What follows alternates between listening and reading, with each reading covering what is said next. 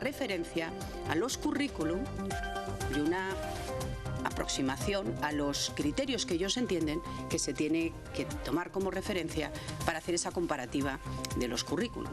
Y la verdad es que yo, después de haberlo leído, y no solamente yo sino algunos otros, llegamos a la conclusión de que el mejor de los candidatos no era el candidato propuesto.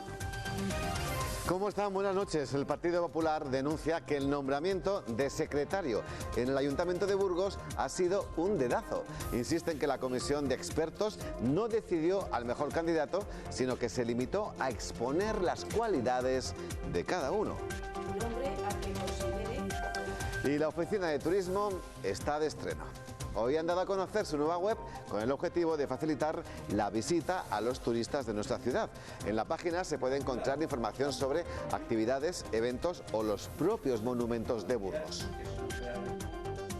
Cuando los turistas vengan a la ciudad de Burgos sepan planificarse mejor, la sepan vivir mejor, y ello conllevará a que aumente la estancia media y sobre todo el disfrute de los turistas en la ciudad.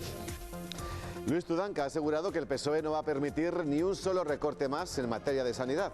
El secretario regional del Partido Socialista de Castilla y León ha estado presente en las fiestas patronales de Miranda de Ebro en honor a la Virgen de Altamira. Allí ha instado a recuperar especialistas en el Hospital Comarcal.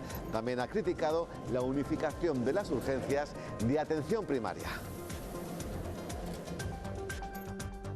Ayer escuchamos a la consejera una nueva retahíla de eufemismos. Habla de reorganización, habla de reestructuración, al final sigue hablando de recortes. Cumplir años siempre es motivo de celebración, pero si además se cumplen 112 y en buen estado, es aún más importante celebrarlo. Les hablamos de la librería del Espolón, que lleva desde 1907 en el mismo sitio, manteniendo viva la afición a la cultura. 112 años uno a uno son muchos años y tenemos la alegría de ver, o sea, lo que nosotros recibimos de nuestros antecesores, es decir, abuelo y padre, pues que lo hayamos podido mantener hasta ahora. Avanzamos el tiempo. Mañana viernes se corta la entrada de vientos de componente nordeste y entra viento del este más cálido. Subirán las temperaturas por toda la provincia, alcanzando máximas por encima de los 25 grados.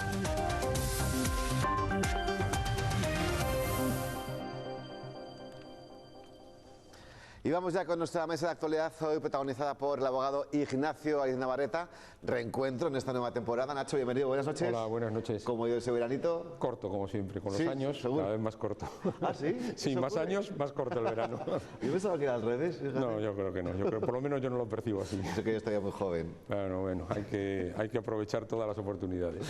Pues eso, que la nueva temporada es más reencuentros, como el caso de nuestro siguiente invitado, Alberto Gómez Barahona, el rector de la Universidad Isabel I. Alberto, ¿cómo estás? Buenas noches. Muy bien, buenas noches. Encantado de volver a estar otra temporada aquí, ¿eh? O sea que, como en el ámbito deportivo, otra temporada, ¿eh? Tu reincorporación habrá sido, vamos, sistemática debido al inicio del curso académico, ¿no? Sí, yo llevo desde la última semana de agosto reincorporado y a tope otra vez, preparando. ¿Alguna novedad de la universidad para esta temporada? Sí, hay las novedades de la puesta en marcha de 2 nuevos máster, de algunos nuevos títulos propios, o sea, siempre hay que estar renovándose, ¿no? Porque el conocimiento también se está renovando. ¿Y de matriculaciones? Pues de matriculaciones, bueno, en la línea del año pasado, con crecimiento en casi todas las titulaciones, o sea que muy contentos porque sigue la trayectoria normal y habitual de la universidad. Está de moda ser el primera, ¿eh, Nacho? Está de moda. Sí, bueno, no sé por qué. Hombre, cada vez que vienes aquí, inmejorables noticias. Y eso no es habitual, ¿eh? No, bueno, trabajamos mucho y hay cosas que salen mejor y otras que salen peor, pero bueno, seguimos trabajando con mucha ilusión. Punta de lanza. Efectivamente. Bien, pues eso es lo que vamos a hacer, trabajar para todos ustedes con temas que nos importan y nos interesan. Agosto y abril han sido los peores meses en cuanto a retenciones en la antigua AP1, obviamente coincidiendo con verano y Semana Santa. Esto significa que esta vía ha soportado más de 30 días de atascos kilométricos desde que fue liberada. Y mientras, la Nacional 1 prácticamente desierta. Desde Tráfico en Burgos consideran normal que se produzcan estos atascos y lo achacan a la falta de salidas. Y hoy hemos conocido, gracias a Diario de Burgos, que Fomento ya trabaja en el estudio informativo para crear otros accesos en la vieja autopista. Nacho, algo que ya presagiamos, ¿no? Aquí, bueno, sí, es que incluso en tertulias inmediatamente anteriores a la liberalización, pues ya comentamos, ¿no?, que esto podía llegar a pasar, que era necesario antes de planificar accesos, salidas, bueno, pues convertir lo que era una autopista de peaje en una autovía, ¿no?, porque era lo racional. Al final esto es un síntoma, ¿no?, un síntoma de país que se caracteriza por una frase, ¿no?, que es, o por una palabra, ¿no?, que es improvisación. Es decir, este país navega desde hace bastantes años, y para unos serán a lo mejor 20, para otros 5, para otros 15, pero en definitiva desde hace bastantes años en la falta de visión más allá de lo que es la siguiente convocatoria electoral, la siguiente cuota de poder o de dominio frente al adversario político, y no hay más planteamiento, ¿no? Este tema de la autopista, ¿quién no lo sabía? Lo sabía todo el mundo. Lo sabían los políticos, lo sabían los técnicos, lo sabían los responsables, lo sabía la ciudadanía. ¿Qué es lo que se hizo? Absolutamente nada. ¿Qué es lo que hacían el PSOE y el PP tradicionalmente en torno a la autopista de peaje 1? Tirarse los trastos a la cabeza. ¿Qué es lo que hicieron durante el proceso? Tirarse los trastos a la cabeza. Y ojalá esta noticia de Diario de Burgos vía Fomento se confirme, estén los estudios preparados, pero llegará muy tarde, ¿no? Entonces yo comprendo que es muy difícil que Tráfico planifique sobre la marcha aquello que se debiera de haber planificado en los despachos con mucha más antelación, haber hecho los proyectos, pero no se hizo. Claro, porque la fecha en la que caducaba esa concesión se sabía desde hace muchísimos años, ¿no? Y a lo mejor no había dado tiempo a establecer y abrir al uso público todos y cada uno de esos accesos, pero por lo menos empezar, como todas las casas, por los cimientos. Oye, vas abriendo, vas convirtiendo la autopista de peaje, no de la noche a la mañana, pero sí con un plan establecido en una autovía para evitar precisamente perjuicios. ¿A quién? A los usuarios. Alberto, ¿tú conocerás bien esta vía? Sí, la conozco bien y además fui testigo el domingo del último atasco, ¿no? Porque volvía de ver a mi querido Mirandés, que me habían llamado los amigos, y fui a ver el partido del Oviedo. Y a la vuelta pues vi atascos kilométricos, ¿no? Y eran fruto de dos pequeños accidentes, no sin mucha trascendencia, pero hay que tener en cuenta que la autovía, la antigua autopista, son embudos, es decir, o tienes vías de evacuación o si no, cualquier incidencia que se produce genera estos atascos.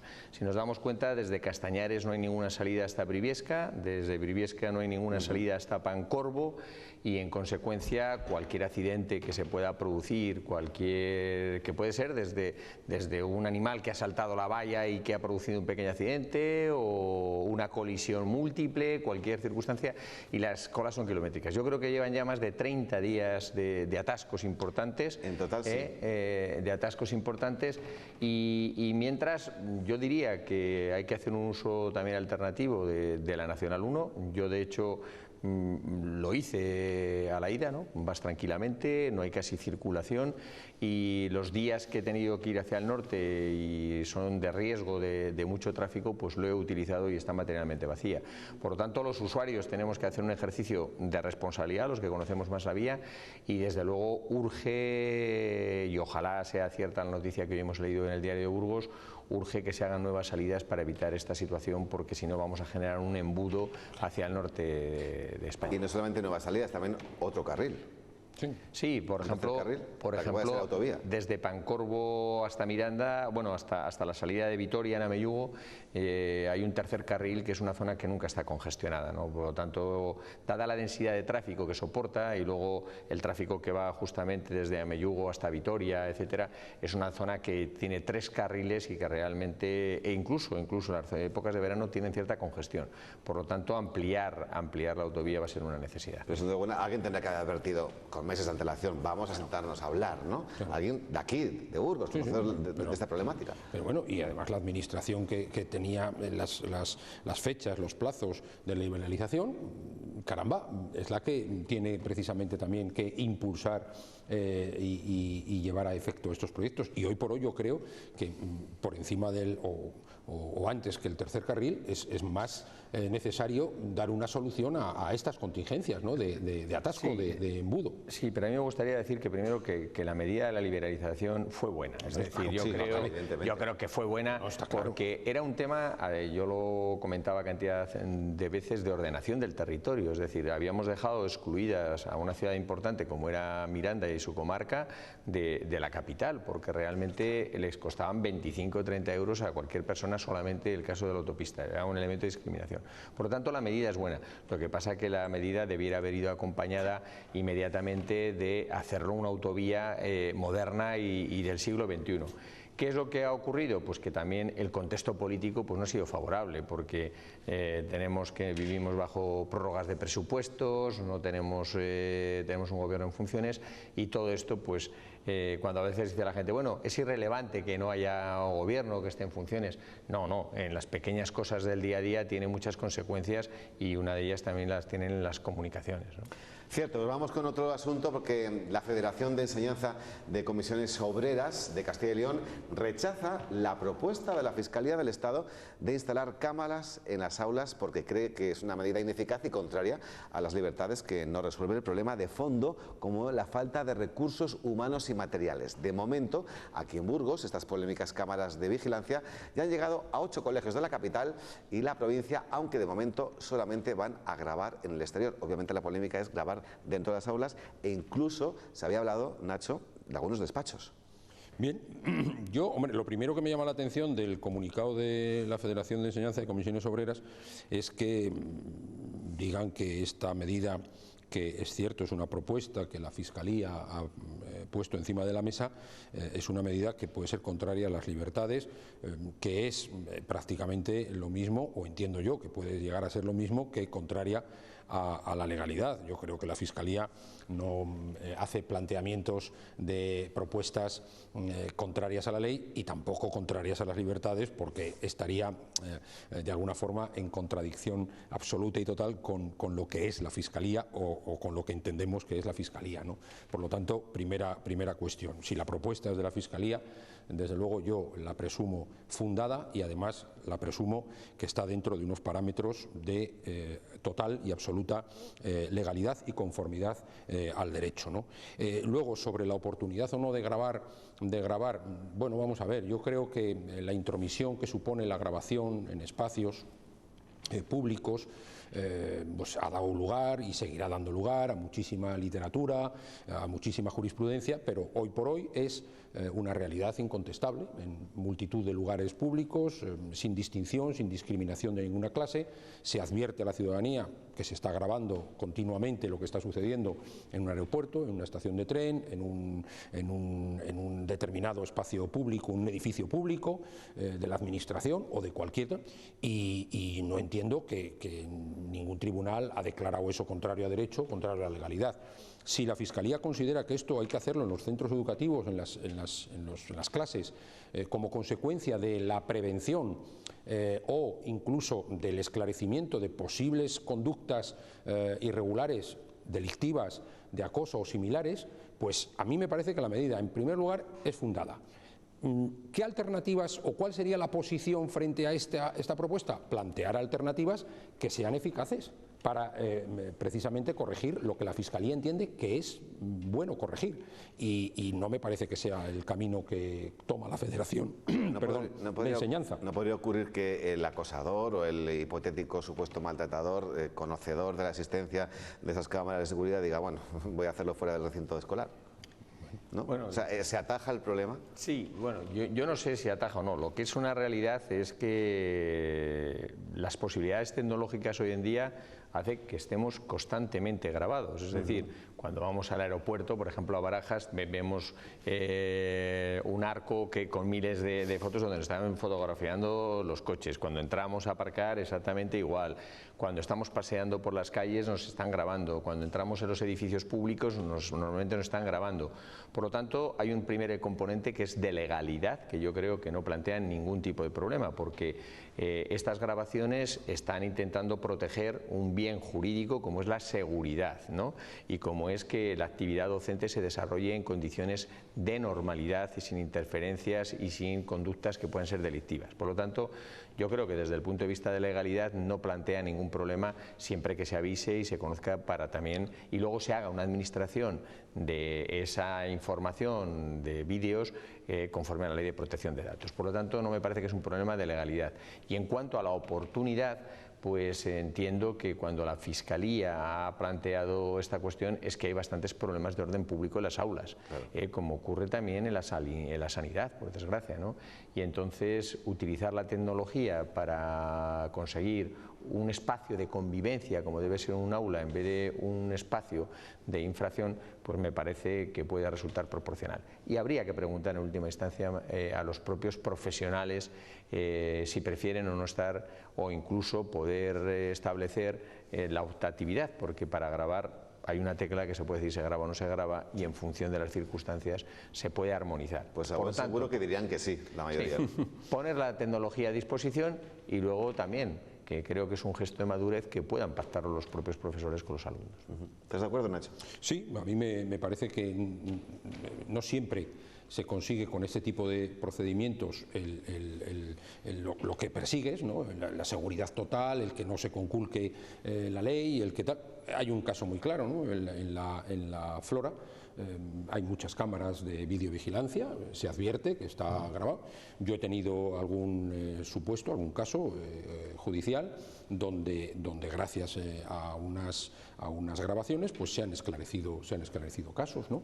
Y se han identificado a los autores y se ha llevado al procedimiento, y todo, como decía Alberto, en una cuestión de estricta legalidad. Y por lo tanto, ¿eso disuade totalmente? No. ¿Eso va a evitar y va a conseguir que todo sea perfecto en los centros educativos? No, pero yo creo que es un paso más que es importante y que no tiene ningún ánimo censor. Se decía hoy en la noticia también del Diario de Burgos que precisamente las cámaras que se han instalado en el exterior ya de los colegios, bueno, lo decía ayer el delegado de la Junta, ¿no? El nuevo delegado de la Junta, decía, y lo apuntaba Alberto, que es muy importante luego la gestión que se hace de esas grabaciones. Tiene que haber un delegado de esas grabaciones, hay una especie como de, entre comillas, de custodio, ¿no? Es decir, que tiene unas responsabilidades, que tiene tal, y eso no solo en este tipo de grabaciones, en todas, para que no pase, por ejemplo, pues lo que le pasó a la expresidenta de la Comunidad de Madrid, donde una grabación con 11 años de antigüedad u 8 años de antigüedad, pues de repente alguien dice, anda, si la tengo guardada aquí, ¿no? Y la utiliza con unos fines absolutamente perversos, como los que guiaron la actuación con Cristina Cifuentes, por ejemplo, ¿no? A mí me parece que esas son las cosas también que hay que corregir, ¿no? Perfecto, pues vamos a otro tema. Todo el mundo sabe, ¿no? Estamos inmersos en una total incertidumbre política, y este mediodía hemos conocido un nuevo estudio del CIS, el Centro de Investigaciones Sociológicas. Según sus datos, el PSOE lograría una cómoda victoria en unas hipotéticas nuevas elecciones con casi el 30% de los votos, mientras que el segundo partido, el PP, no llegaría al 12%. Si tenemos en cuenta el factor simpatía, la victoria socialista sería aún mayor. Si finalmente hay nuevas elecciones generales, el PSOE ganará cómodamente. Eso es al menos lo que dice el último estudio del CIS, que otorga a los socialistas una intención de voto del 29,7%, con el 11,6%, segundo muy lejos el PP, mientras que Podemos con sus confluencias rozaría el 9%, Ciudadanos caería al 7,4% y Vox al 3,3%. Si a esos datos unimos el factor simpatía, la diferencia entre PSOE y PP roza el 20%, 32,2% para socialistas y 12,8% para populares. La encuesta fue realizada del 17 de junio al 16 de julio. Sus datos han sido presentados en bruto y también se preguntó por las pasadas elecciones autonómicas. En Castilla y León, a la pregunta de cómo valora de cara al futuro los resultados de esos comicios, el 31,4% dice que ni positiva ni negativamente. Para el 29,6%, más bien positivamente, y para el 26,1%, más bien negativamente. Además, después de conocer los resultados, una amplia mayoría de castellanos y leoneses, el 77%, asegura que volvería a votar igual que el 26 de mayo. Repetimos los porcentajes de intención de voto. PSOE casi un 30%, Partido Popular casi un 12%. En tercer lugar, Unidas Podemos con casi un 9%, Ciudadanos 7,5% y Vox 3,3%. Alberto, ¿cuál es el porcentaje que más te sorprende? Bueno, me sorprenden un poco todos, ¿no? Porque... y a la vez no me sorprenden, es una mezcla, ¿no? Primero, es una encuesta en un periodo de cierta calma, que no han pasado hechos relevantes. Los procesos electorales nos indican que los últimos días también juegan un papel decisivo, ¿no? O una noticia económica, o